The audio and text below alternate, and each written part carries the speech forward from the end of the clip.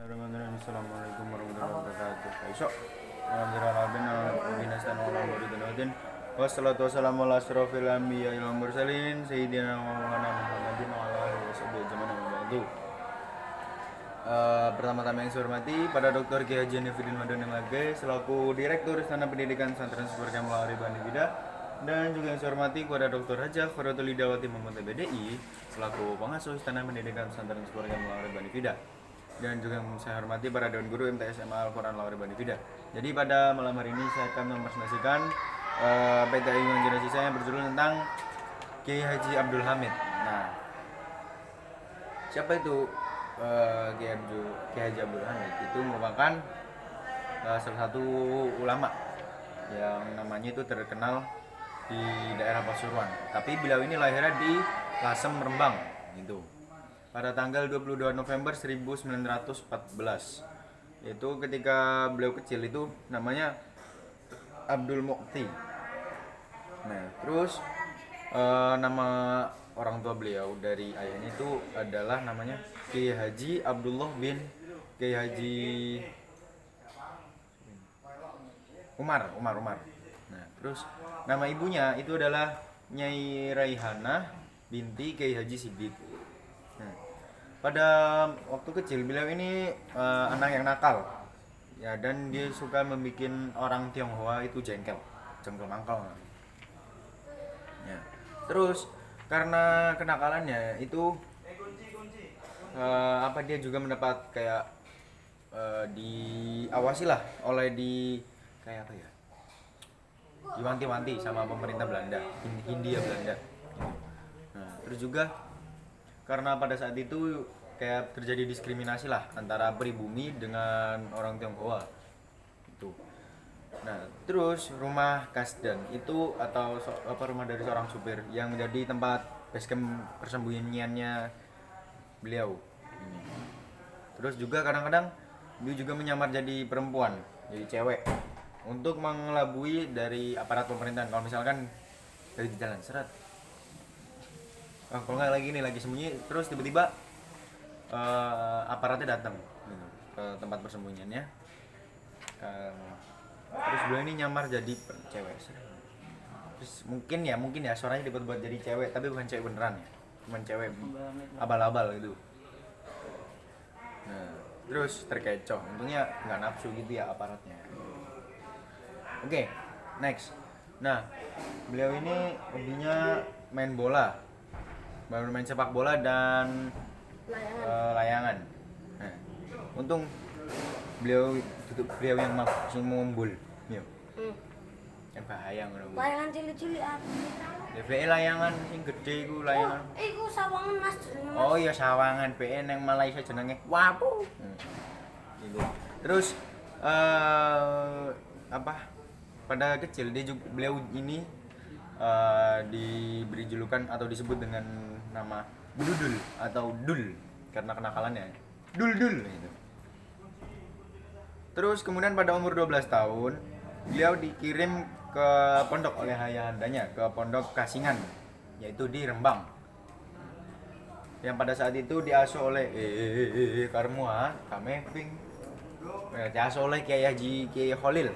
Nah, yaitu mertuanya Gusmus. Tidak ramah jarinya Nah, terus di pondok Kasingan itu cuman mondok 1,5 tahun ya, nggak lama. Terus itu pindah lagi. Ya ngono lah, Gusmus. Iya, terus ono putune, ono cicite sapa? Kiai Holil. Cicite Kiai Holil namanya Gus Ahmad Syahiro Wahyu Robina. Tapi gak ono ahlak titik lah. Terus pindah ke Pondok Tremas, yaitu Pacitan, yang diasuh oleh Kiai Haji Dimyati. Nah, di pondok itu selama 12 tahun. Sawirek. Untuk apik 14 tahun tapi gak genah. Oke, lanjut.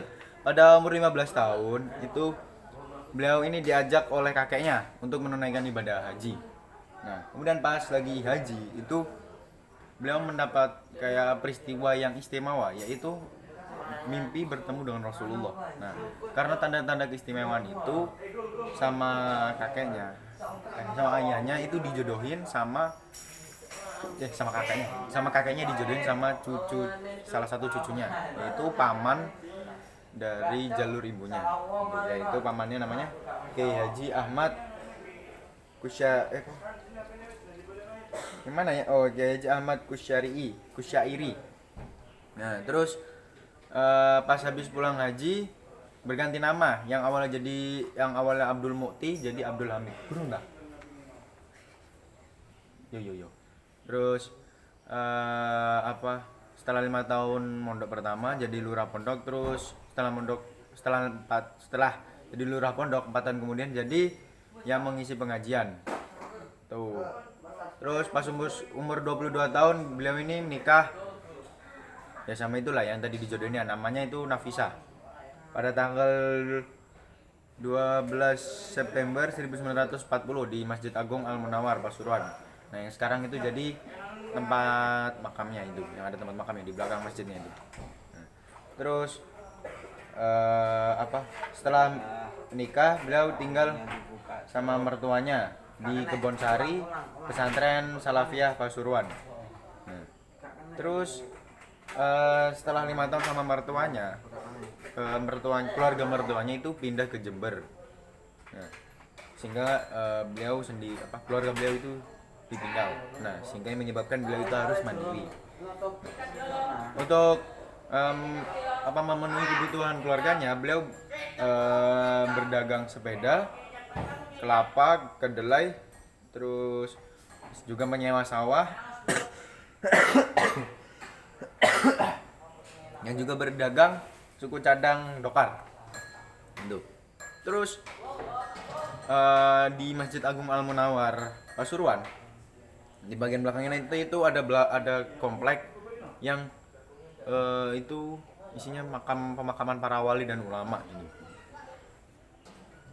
Nah, terus pada tanggal 23 Desember 1942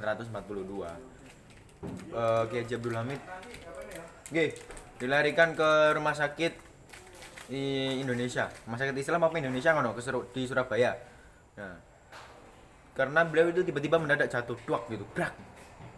Nah, ternyata beliau ini menderita penyakit jantung, sehingga yang menyebabkan jatuh itu pembengkakan jantung, terus juga ginjalnya sama livernya itu sudah parah. Nah, tetapi beliau ini tidak mau memberitahu keluarganya maupun orang lain memberitahu orang lain maupun keluarganya itu ya, karena beliau tidak mau merepotkan siapapun karena sungkanan gitu ya. Terus akhirnya beliau meninggal 2 hari kemudian, yaitu pada tanggal 25 Desember 1982 pada umur 70 tahun.